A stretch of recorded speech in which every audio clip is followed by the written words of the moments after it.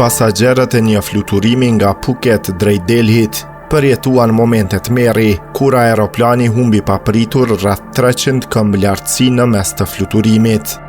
Të paktën 20 pasagerë dhe 4 anëtar të ekuipazhit u lënduan. Por ajo që e bën edhe më shqetësuese ngjarjen janë dyshimet që lidhen me një prej pilotëve. Sipas një raporti të brendshëm të sigurisë, piloti i kompanisë Air India kishte rezultuar pozitiv për marijuanë në 2 teste të mëparshme.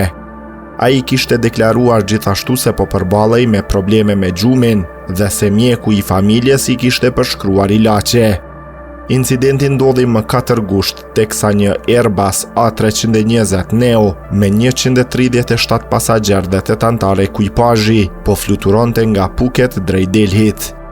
Në një moment, avioni humbi papritur rreth 300 këmbë lartësi, duke shkaktuar panik në kabinë dhe duke lënduar disa prej personave në bord.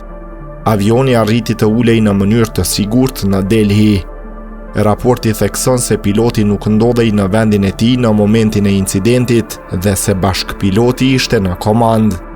Sipas burimeve të cituara nga NDTV, pas uljes piloti kishte vështirësi të qëndronte në këmbë dhe kishte nevojë për ndihmë.